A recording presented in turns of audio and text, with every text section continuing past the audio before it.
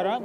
ನಾಳೆ ವಿಜಯಪುರ ಜಿಲ್ಲೆಗೆ ಸಂಬಂಧಪಟ್ಟಂಗೆ ಬಿಜಾಪುರ ಲೋಕಸಭಾ ಮತಕ್ಷೇತ್ರದ ಚುನಾವಣೆ ನಡೆಯಲಿದೆ. ನಮ್ಮ ಜಿಲ್ಲೆಯಲ್ಲಿ ಒಟ್ಟು 19,49,000 ಅಷ್ಟು ಮತದಾರರಿದ್ದಾರೆ. ಅವರ ಸಲುವಾಗಿ 8 ವಿಧಾನಸಭಾ ಮತಕ್ಷೇತ್ರಗಳಲ್ಲಿ 2,086 ಮತಗಟ್ಟೆಗಳು ಸ್ಥಾಪನೆಯಾಗಿದೆ. ಈ ಮತಗಟ್ಟೆಗಳಿಗೆ ಇವತ್ತು ಪೋಲಿಂಗ್ ಪಾರ್ಟೀಸ್ ಚುನಾವಣೆ ಸಿಬ್ಬಂದಿಗಳು ಪೊಲೀಸ್ ಸಿಬ್ಬಂದಿಯೊಂದಿಗೆ ಹೊರಡಲಿದ್ದಾರೆ. ಇದಕ್ಕಾಗಿ ಮಸ್ಟರಿಂಗ್ ಕೆಲಸ ಇವತ್ತು ನಾವು ಜಿಲ್ಲೆಯಲ್ಲಿ 7 ಕೇಂದ್ರಗಳಲ್ಲಿ ಮಾಡ್ತಾ ಇದ್ದೀವಿ. ವಿಜಯಪುರ ನಗರದಲ್ಲಿ ಬಿಜಾಪುರ ನಗರ ಹಾಗೂ ನಾಗ್ಟಾನ್ ಮತಕ್ಷೇತ್ರಗಳಿಗೆ ಹಾಗೂ ಇದರ ಮತಕ್ಷೇತ್ರಗಳಾಗಿರುವ ಇಂಡಿ, ಸಿಂದಗಿ, ದೇವರಹಿಪ್ಪರಗಿ, ಮುದ್ದೇಬಿಹಾಳ್, ಬಸವನ ಬಾಗೇವಾಡಿ, ಬಬಲೇಶ್ವರಿಗೆ ಆಯಾ ತಾಲೂಕಾ ಕೇಂದ್ರಗಳಲ್ಲಿ ಇವತ್ತು ಮಸ್ಟರಿಂಗ್ ಕೆಲಸ ನಡೀತಾ ಇದೆ. ಸೊ ಒಂದು ಮತಕ್ಷೇತ್ರದಿಂದ ಇನ್ನೊಂದು ಮತಕ್ಷೇತ್ರದಕ್ಕೆ ಚುನಾವಣೆ ಸಿಬ್ಬಂದಿಗಳು ಶಫಲ್ ಆಗಿ ಹೋಗಿದ್ದಾರೆ. ಇಲ್ಲಿ ಕೂಡ ಬಂದಿರುವ ಸಿಬ್ಬಂದಿಗಳು ಬೇರೆ ತಾಲೂಕಿಂದ ಬಂದವರು. ಸೊ ಇವರುಗಳು ಇವತ್ತು ಚುನಾವಣೆ ಸಾಮಗ್ರಿಗಳು ಆದರೆ EVM ಮೆಷಿನ್ ಇರಲಿ ಅಥವಾ ಬೇರೆ ಸಂಬಂಧಪಟ್ಟ ದಾಖಲಾತಿಗಳು ಎಲ್ಲನೂ ತಗೊಂಡು ಮಧ್ಯಾಹ್ನ ಊಟ ಆದ ನಂತರ ಅವರವರ ಮತಗಟ್ಟೆಗಳಿಗೆ ಹೊರಡಲಿದ್ದಾರೆ. ಮತಗಟ್ಟೆಗಳಿಗೆ ಹೋಗಿ ಅಲ್ಲಿಯೇ ವಾಸ ಇದ್ದು ಬೆಳಿಗ್ಗೆ 5ವರೆಗೆ ಮಾಕ್ ಪೋಲ್ ಶುರು ಮಾಡಲಿದ್ದಾರೆ. ನಂತರ 7 ಗಂಟೆಗೆ ಆ್ಯಕ್ಚುಯಲ್ ಪೋಲ್ ಶುರು ಮಾಡುತ್ತಾರೆ. ಸೊ 7 ಗಂಟೆಗೆ ಶುರುವಾಗುವ ಚುನಾವಣೆ ಸಂಜೆ 6 ಗಂಟೆ ವರೆ ಸತತವಾಗಿ ನಡೆಯಲಿದೆ.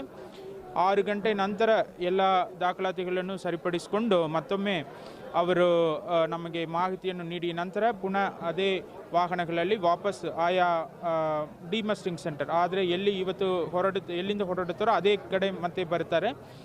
ನಂತರ ಅಲ್ಲಿ ನಮ್ಮ ಅಧಿಕಾರಿಗಳು ಎಲ್ಲನೂ ವೆರಿಫಿಕೇಷನ್ ಮಾಡಿ ನಂತರ ಎಲ್ಲನೂ ನಾವು ಸ್ಟ್ರಾಂಗ್ ರೂಮಲ್ಲಿ ಇಡ್ತೀವಿ. ಆಯಾ ತಾಲೂಕುಗಳಲ್ಲಿ ಎಲ್ಲ ಮತಗಟ್ಟೆಗಳ EVM ಮೆಷಿನ್ಗಳು ಶೇಖರ ಆದ ನಂತರ ಸೂಕ್ತ ಪೊಲೀಸ್ ಬಂದೋಬಸ್ತೊಂದಿಗೆ ತಾಲೂಕಾ ಕೇಂದ್ರಗಳಿಂದ ಜಿಲ್ಲಾ ಕೇಂದ್ರವಾಗಿರುವ ಸೈನಿಕ್ ಸ್ಕೂಲಿಗೆ ಕೂಡ ಇತರ 6 ಮತಕ್ಷೇತ್ರಗಳಿಂದ ಮತಯಂತ್ರಗಳನ್ನು ರಾತ್ರೋರಾತ್ರಿ ತಗೊಂಡು ಬರ್ತಾರೆ. ಸೊ ಇಲ್ಲಿ ನಂತರ ಸಾಮಾನ್ಯ ವೀಕ್ಷಕರು ಪರಿಶೀಲನೆ ಮಾಡಿ ನಂತರ ಸ್ಟ್ರಾಂಗ್ ರೂಮಲ್ಲಿ ಸೀಲ್ ಮಾಡಿ ಕೆಲಸ ಆಗುತ್ತೆ. ತದನಂತರ ನಾವು ಕೌಂಟಿಂಗ್ಗಾಗಿ ಜೂನ್ 4ನೇ ತಾರೀಕು ಓಪನ್ ಮಾಡಿ ಕೌಂಟಿಂಗ್ ಶುರು ಮಾಡ್ತೀವಿ. ಸರ್, ಈಗ ಹೆಚ್ಚಿನ ಬಿಸಿಲಿದೆ, ಈ ಕಾರಣಕ್ಕಾಗಿ ಮತಗಟ್ಟೆಗಳಲ್ಲಿ ಯಾವ ರೀತಿ ಕುಡಿಯೋ ನೀರಿನ ವ್ಯವಸ್ಥೆ ಆಗಲಿ, ಆಮೇಲೆ ಈ ತಂಪು ಮಾಡೋ ಸಂಬಂಧ ಏನಾದರೂ ವ್ಯವಸ್ಥೆ ಮಾಡ್ತಾ ಇದ್ದೀವಿ? ಸೊ ಹೀಟ್ ವೇವ್ ಜಾಸ್ತಿ ಇರುವ ಒಂದು ನಿಟ್ಟಿನಲ್ಲಿ ಚುನಾವಣಾ ಆಯೋಗ ನಮಗೆ ವಿವಿಧ ಸೂಚನೆಗಳನ್ನು ಕೊಟ್ಟಿದೆ. ನಾವು ಕೂಡ ಭಾಳಷ್ಟು ಕ್ರಮಗಳನ್ನು ಕೈಗೊಂಡಿದ್ದೀವಿ. ಸೊ ತಾವಿಲ್ಲಿ ನೋಡ್ತಾ ಇದ್ದೀರಾ, ಈಗ ಮಸ್ಟರಿಂಗ್ ಸೆಂಟ್ರಲ್ಲಿ ಕೂಡ ಈ ಒಂದು ಶೇಡ್ ವ್ಯವಸ್ಥೆ ಮಾಡಿದ್ದೀವಿ, ಪಂದಾಳ ವ್ಯವಸ್ಥೆ ಮಾಡಿದ್ದೀವಿ.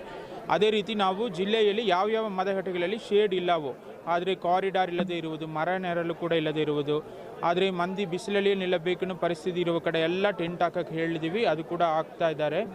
ಅದೇ ರೀತಿ ಕ್ಯೂ ಅನ್ನು ನಾವು ಮಹಿಳೆಯರಿಗೆ ಪುರುಷರಿಗೆ ಸೆಪ್ರೇಟಾಗಿ ಮಾಡ್ತೀವಿ. ಕ್ಯೂ ಅಲ್ಲಿಯೇ ನಾವು ಬೆಂಚಸ್ ಕೂಡ ಹಾಕಬೇಕನ್ನು ಹೇಳಿದ್ದೀವಿ. ಆದರೆ ಮಂದಿ ಕೂತ್ಕೊಂಡು ಮತ್ತೆ ಮುಂದೆ ಹೋಗುವ ಒಂದು ವ್ಯವಸ್ಥೆ ಕಲ್ಪಿಸಿಕೊಡೋಕ್ಕೆ ಹೇಳಿದ್ದೀವಿ. ಅದೇ ರೀತಿ ಕುಡಿಯುವ ನೀರು ಖಂಡಿತ ಇಡಬೇಕಾಗುತ್ತೆ. ಮತ್ತು ಕುಡಿಯುವ ನೀರು ಖಾಲಿ ಆಗೋದಕ್ಕೆ ಮುಂಚೆನೇ ಅದನ್ನು ರೀಪ್ಲೇಸ್ ಮಾಡುವ ವ್ಯವಸ್ಥೆಯನ್ನು ಮಾಡಬೇಕು. ಸತತವಾಗಿ ಕುಡಿಯುವ ನೀರು ಇರಬೇಕನ್ನು ಹೇಳಿದ್ದೀವಿ. ಇದಿಲ್ಲದೆ ಪ್ರತಿಯೊಂದು ಮತಗಟ್ಟೆಯಲ್ಲಿ ನಾವು ಆರೋಗ್ಯ ಇಲಾಖೆಯ ಸಿಬ್ಬಂದಿಗಳನ್ನು ನಾವು ಹಾಕಿದ್ದೀವಿ. ಆರೋಗ್ಯ ಇಲಾಖೆ ಸಿಬ್ಬಂದಿಗಳು ORS ಪಾಕೆಟು ಹಾಗೂ ಇದರ ಮೆಡಿಸಿನ್ನೊಂದಿಗೆ ಅವರು ಇರ್ತಾರೆ. ಅದೇ ರೀತಿ ಒಂದಕ್ಕಿಂತ ಜಾಸ್ತಿ ಮತಗಟ್ಟೆ ಒಂದೇ ಲೊಕೇಶನಲ್ಲಿ ಇದ್ದರೆ ಅಲ್ಲಿ ಸ್ಟಾಫ್ ನರ್ಸನ್ನು ಕೂಡ ನಾವು ಹಾಕಿದ್ದೀವಿ. ಗ್ರೂಪ್ ಆಫ್ ಮತಗಟ್ಟೆಗಳಿಗೆ ನಾವು ಏನು ಮಾಡಿದ್ದೀವಿ, ಒಂದು ಡಾಕ್ಟ್ರನ್ನು ಕೂಡ ಗುರುತಿಸಿದ್ದೀವಿ ಆಂಬುಲೆನ್ಸೊಂದಿಗೆ. ಸೊ ಏನಾದರೂ ನಮ್ಮ ಚುನಾವಣೆ ಸಿಬ್ಬಂದಿ ಇರಲಿ, ಮತದಾರರು ಇರಲಿ, ಏನಾದರೂ ಪ್ರಾಬ್ಲಮ್ ಆದರೆ ವಿತಿನ್ 5 to 10 ಮಿನಿಟ್ಸ್ ಆಂಬುಲೆನ್ಸ್ ಆ ಮತಗಟ್ಟೆಗೆ ಹೋಗುವ ರೀತಿಯಲ್ಲಿ ನಾವು ವ್ಯವಸ್ಥೆಗಳನ್ನು ಮಾಡಿಕೊಂಡಿದ್ದೀವಿ.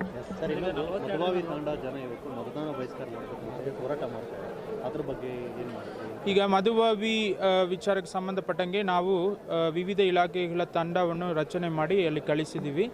ಅದರಲ್ಲಿ ಕೆಲವೊಂದು ನ್ಯೂನತೆಗಳಿರುವುದು ಕಂಡು ಬಂದಿರುವುದರಿಂದ ಪೊಲ್ಯೂಷನ್ ಕಂಟ್ರೋಲ್ ಬೋರ್ಡ್ ಅವರು ಆ ಫ್ಯಾಕ್ಟ್ರಿಯನ್ನು ಕ್ಲೋಸ್ ಮಾಡಬೇಕನ್ನು ಪೊಲ್ಯೂಷನ್ ಕಂಟ್ರೋಲ್ ಬೋರ್ಡಿನ ಕೇಂದ್ರ ಕಚೇರಿಗೆ ಪ್ರಸ್ತಾವನೆ ಸಲ್ಲಿಸಿದ್ದಾರೆ.